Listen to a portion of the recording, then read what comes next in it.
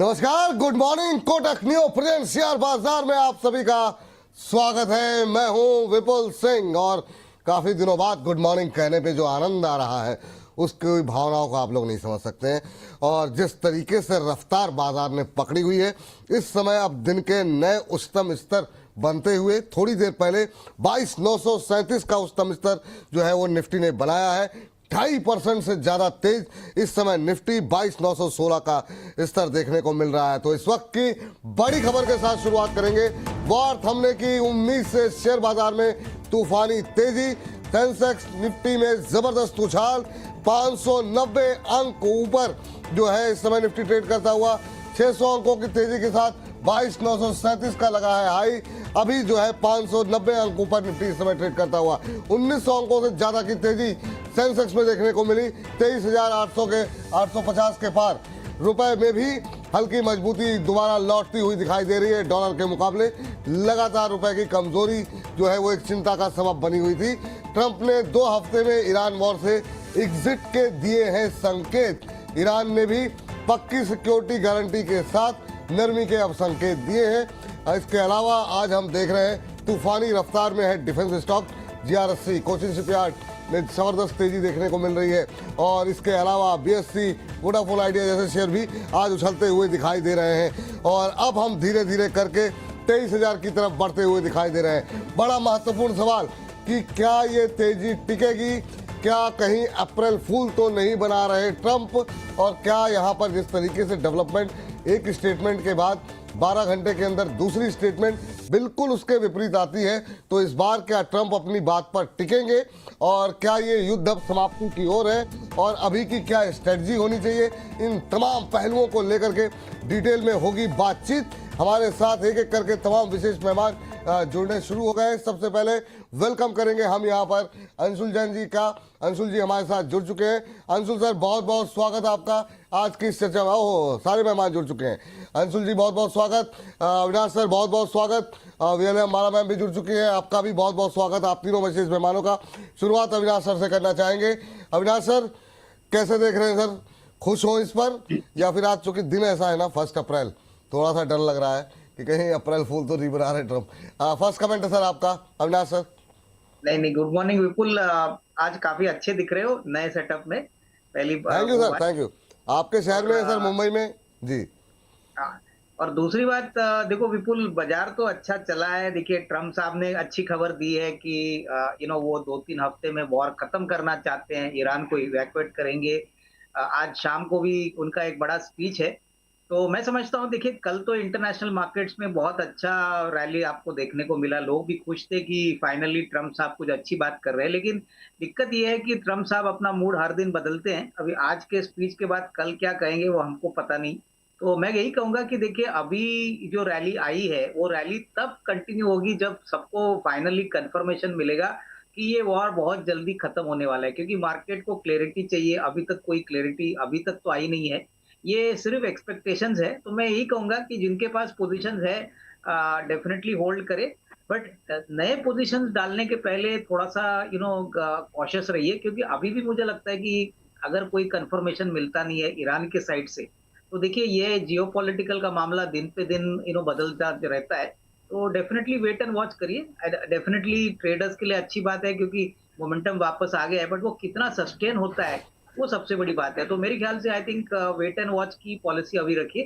थोड़ी सी क्लैरिटी आज शाम को मिलेगी, उसके बाद मेरे ख्याल से अगर होपफुली सब कुछ ठीक रहता है तो आपको आने वाले 8-10 दिन में बहुत अच्छा बाउंस बैक देखने को मिलेगा, प्रोवाइडेड ये वॉर कंप्लीटली खत्म होने के संकेत मार्केट को मिलता है। बिल्कुल सही बात कह रहे हैं सर, क्योंकि इतनी बार अपने जब रिकवरी आती है तो काफ़ी तेज आती है। पुराने अनुभव ऐसे रहे हैं। इस बार क्या ऐसी एक्सपेक्टेशन कर सकते हैं? आपका एनालिसिस क्या कह रहा है? और अभी की जो सिचुएशन है उसमें अभी क्या 1-2 दिन 4 दिन थोड़ा सा ऑब्जर्व करना चाहिए सिचुएशन को, मतलब अग्रेसिव पोजीशन लेने से पहले? अभी आपका सजेशन जो है वो रिटेलर्स के लिए क्या रहेगा? मेरे ख्याल से जिनका नजरिया मीडियम टू लॉन्ग टर्म है उनको तो ये मौका छोड़ना नहीं चाहिए। देखिए, आज भले ही निफ्टी 500 पॉइंट ऊपर है, लेकिन ऐसे बहुत सारे ब्रॉडर मार्केट में मिड कैप और स्मॉल कैप कंपनियां अवेलेबल है जहां पे हमको लगता है कि नंबर्स अच्छे आएंगे। मिसाल के तौर पे मैं समझता हूं कि होटल सेक्टर में लेमन ट्री है, उसके बाद इंडियन होटल्स है, फिर उसके बाद वरुण बेवरेजेस है। ऑटो कंपोनेंट्स में मैं समझता हूँ कि इंडिया निप्पॉन इलेक्ट्रिकल्स ये भी बहुत ही अच्छा विकल्प है। तो देखिए अपॉर्चुनिटीज तो बहुत है, और ऐसे समय पे ही आपको अच्छे शेयर्स अच्छे प्राइसेस पे मिलेंगे, क्योंकि जब मार्केट टर्न अराउंड करता है और बाउंस बैक देता है तभी ये सारे शेयर्स आपको ऊपर लेवल पे ही मिलेंगे। और मुझे लगता है फंडामेंटल्स इन कंपनीज की कुछ बदली नहीं है। देखिए हमने काफी प्रमोटर्स और कंपनीज में बात की तो उन्होंने कहा कि ऑन ग्राउंड तो डिमांड अच्छा है। इनफैक्ट इस बार ऑटो सेक्टर का चौथा तिमाही नंबर भी बहुत अच्छा आएगा, इंक्वायरीज भी काफी अच्छी है। तो ये वॉर का जो माहौल है वो एक सेंटिमेंटल इफेक्ट है, लेकिन जिनको पैसा अच्छा बनाना है मेरे ख्याल से उनको थोड़ा थोड़ा तो निवेश करना चाहिए, क्योंकि जब बाउंस आएगा विपुल तभी वो बहुत जोर का आएगा, और तभी आपको सर्किट में स्टॉक्स मिलेंगे। तो ये आपको सोचना है कि अगर आपको सच थोड़ा अच्छा पैसा बनाना है तो ऐसे खराब समय में थोड़ा डिप्लॉयमेंट करिए, और कम से कम 40-50% डिप्लॉय करिए, बैलेंस 40-50% बैलेंस पे रखिए, क्योंकि अगेन जियोपॉलिटिकल सिचुएशन कैसा बदलता है हमको पता नहीं है। बट ये राइट स्ट्रेटेजी रहेगी rather than jumping when the markets have gone up. ठीक। सर, एक चीज आपसे जानना चाहेंगे अविनाश सर, कि ये बताइए कि अगर सेक्टर वाइज अगर चुनना हो तो अभी के माहौल में आपने कुछ नाम अभी लिए, तो कैसे चुनाव करेंगे आप? कौन सा सेक्टर अभी की सिचुएशन में जो आपको लगता है तेज रिकवरी दिखा सकता है करंट के माहौल में? तो क्या टिप्पणी रहेगी आपकी अविनाश सर? नहीं, आई थिंक सेक्टर की बात करें तो मुझे लगता है कि ऑटो ऑटो कंपोनेंट सेक्टर काफी अच्छा लग रहा है। उसके बाद हॉस्पिटल सेक्टर अच्छा लग रहा है, होटल्स हॉस्पिटैलिटी सेक्टर काफी अच्छा लग रहा है। कैपिटल गुड सेक्टर में भी अच्छी तेजी आपको देखने को मिलेगी। और अगर आप थोड़े से एग्रेसिव इन्वेस्टर हो तो आईटी में भी मुझे लगता है कि थोड़ा निवेश करना चाहिए। आईटी भी बहुत बुरी तरह से पिटा है, तो आईटी भी मुझे लगता है कि जो वैल्यूएशन है वो बहुत अट्रैक्टिव है। तो जो लार्ज कैप आईटी कंपनियां हैं वहां पे मौके बनेंगे। मेरे ख्याल से मेटल्स में भी आप पॉजिटिव रह सकते हो, क्योंकि नंबर्स चौथे तिमाही के काफी अच्छे आएंगे। प्लस अभी मेटल का आउटलुक अभी भी ओवरऑल मार्केट में काफी अच्छा है। तो डेफिनेटली इसमें आप मेटल्स में फेरस नॉन फेरस और उसके बाद प्रेशियस मेटल्स भी डाल सकते हो। गोल्ड फाइनेंस कंपनीज भी हमको लगता है, गोल्ड ज्वेलरी कंपनीज भी इसमें निवेश का मौका बन सकता है, क्योंकि कंजम्पशन अभी भी चौथे तिमाही में काफी अच्छा होगा। और ये सारे डोमेस्टिक फेसिंग सेक्टर्स है, एटलीस्ट गोल्ड ज्वेलरी बिजनेस तो डोमेस्टिक फेसिंग वाला धंधा है। तो यहाँ पे नजर रखिए, क्योंकि मुझे लगता है कि यहाँ पे आपको काफी मौके मिलेंगे। सर आप देख लीजिए सर, टाटा टेक्नोलॉजी को क्या लेकर के व्यू है आपका? ये इस पे वो बोल नहीं सकते अंशुल जी, तो आप अगर डिस्कस कर सके। 555 पे लिया हुआ है, 555 पे कह रहे हैं कि 6 आई महीने का थिंक नजरिया है। देखिए यहाँ पे नजरिया कम से कम साल डेढ़ साल का अगर कोई रखता है तो डेफिनेटली टाटा ग्रुप कंपनी है, कर्जा मुक्त है, काफी अच्छे सेक्टर जैसे एरोस्पेस और टेक्नोलॉजी ओरिएंटेड सेक्टर्स में ये काम करते हैं। दिक्कत ये है कि पिछले एक दो क्वार्टर से कंपनी के जो नंबर्स है विपुल वो बहुत ही नरम आ चुके हैं, और मार्केट्स इस स्टॉक को अभी ग्रोथ स्टॉक समझता नहीं है। इस कंपनी की हिस्ट्री में जाए तो मुझे याद है जब इसका पब्लिक इशू हुआ था और जब इनिशियली स्टॉक लिस्ट हुआ था तभी बहुत एक्सपेक्टेशन थी। तो इस लेवल पे मुझे नहीं लगता है कोई नेगेटिविटी आएगी, क्योंकि ऊपरी लेवल से काफी पिटा हुआ स्टॉक है। इनफैक्ट अगर मैं करेक्ट हूं तो ये पब्लिक इशू के प्राइस से भी नीचे गया है। तो कहीं ना कहीं मुझे लगता है कि इसमें वैल्यू जरूर है, लेकिन साल डेढ़ साल का नजरिया रखे। थोड़ा सा स्लो मूविंग स्टॉक है, और जब भी यहाँ पे टर्न अराउंड आएगा जो मुझे लगता है शायद अगले साल आना चाहिए, तो उसके बाद स्टॉक में एक अच्छी तेजी आपको दिख सकती है। हम्म।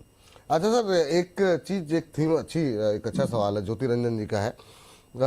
तो वो ये कह रहे हैं कि sir AI, semiconductor, data center, इन सब में काम करने वाली कंपनीज में अगर 5 साल के लिए इन्वेस्टमेंट किया जाए तो क्या ये सही रहेगा? दूसरा इनका सवाल है, इस सेक्टर के अंदर, इन सेक्टर्स के अंदर अगर कोई 2-3 कंपनी अगर आप सजेस्ट कर सकें, या कोई अगर आपकी फेवरेट कंपनीज हो तो चूंकि इनका नज़रिया 5 साल का है, तो मैं चाहूँगा कि फंडामेंटल व्यू आप इस पर ज़्यादा बेहतर दे पाएंगे, तो आपकी राय मैं जानना चाहूँगा।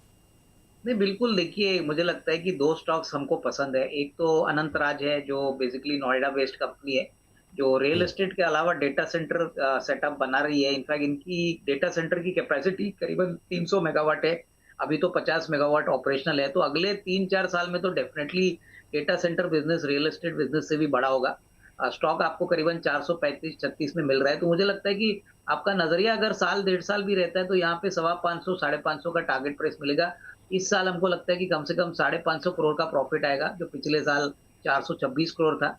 और दूसरी कंपनी है नेटवेब टेक्नोलॉजी। देखिए ये एक ऐसी कंपनी है जो बहुत ही पब्लिक इशू के बाद में भी बहुत अच्छी चली है। मैं कहूंगा कि यहाँ पे थोड़ा सा एसआईपी अप्रोच से आप पैसा लगाइए, क्योंकि ये भी एक बहुत अच्छा विकल्प है जो स्पेस में ये काम करती है। बहुत ही टेक्नोलॉजिकली एडवांस स्पेस है और ऑर्डर बुक अच्छी है। तो यहाँ पे भी मैं कहूंगा कम से कम 1.5-2 साल का नजरिया रखिए, और ये definitely AI semiconductors data centre से कनेक्टेड है, तो डेफिनेटली नेटवेब और अनंतराज ये 2 विकल्प आप थोड़ा-थोड़ा करके एसआईपी में खरीद सकते हैं और आपका डेफिनेटली 1.5-2 साल में रिस्क रिवॉर्ड अच्छा होने की पॉसिबिलिटी रहेगी। ठीक। अच्छा, अविनाश सर को जाना है, तो अविनाश सर आपका लास्ट कमेंट क्या होगा अभी ओएनजीसी को लेकर के, और इस खबर पे कोई कमेंट करना चाहेंगे आप? नहीं, बिल्कुल देखिए 10-12% का मूव तो ओएनजीसी में पॉसिबल लग रहा है, लेकिन एक बात मैं बताऊं कि देखिए अभी ओएनजीसी के जो प्रॉफिट्स बनते हैं, ऐसा माना जा रहा है कि गवर्नमेंट ये प्रॉफिट्स ऑयल मार्केटिंग कंपनीज के लॉसेस को कॉम्पनसेट कर रहे हैं। तो कहीं ना कहीं देखिए सरकार कोशिश कर रही है कि ओएनजीसी में जितना भी बेनिफिट होता है वो कहीं ना कहीं मैक्रो लेवल पे इन कंपनीज को सहना ना पड़े। तो ऑयल मार्केटिंग कंपनीज में जो गिरावट है वो शायद अभी थोड़े टाइम के बाद रुकेगी। आईओसी में आज ज्यादा बिकवाली है क्योंकि एटीएफ की कीमतें बढ़ी है और ये सबसे बड़ा प्लेयर है। पुराना एटीएफ जो इनके पास है तो इसका मतलब है इनको काफी एम टू एम लॉसेस भी हो सकते हैं। बट ये शॉर्ट टर्म में होगा। लॉन्गर टर्म में मुझे लगता है कि जैसे जैसे एविएशन मार्केट बढ़ेगा I think oil marketing companies benefit करेगी, लेकिन ओएनजीसी में वही निवेशक पैसा डाले जो कम से कम 12 से 15 महीने में निवेश रहना चाहते हैं, क्योंकि थोड़ा स्लो मूविंग स्टॉक है और इतना जी, जल्दी भागता नहीं है। तो मेरे ख्याल से होल्ड करिए, बट 10-12% साल का रिटर्न एक्सपेक्ट करना कोई बड़ी बात नहीं। चलिए ठीक है। अविनाश सर, थोड़ी सी, क्योंकि जब हम मुंबई से शो कर रहे हैं तो जूम को लेकर के वो कुछ तकनीकी दिक्कतें हैं, तो मुझे धन्यवाद आपको करना होगा क्योंकि अगले मेहमान वेट कर रहे हैं। तो आज के लिए क्षमा चाहेंगे आपसे। बहुत बहुत शुक्रिया सर, बहुत बहुत धन्यवाद। कोई डिस्क्लोजर रहेगा सर आपकी तरफ से? नहीं, इनफैक्ट विपुल जो भी स्टॉक्स हमने शो पे बात की है हो सकता है हमारे क्लाइंट्स को हमने वही स्टॉक्स बताएं। पर्सनली मेरी कोई पोजीशन नहीं। बहुत बहुत शुक्रिया सर, बहुत बहुत धन्यवाद अपना महत्वपूर्ण समय देने के लिए और आज की इस चर्चा में जुड़ने के लिए।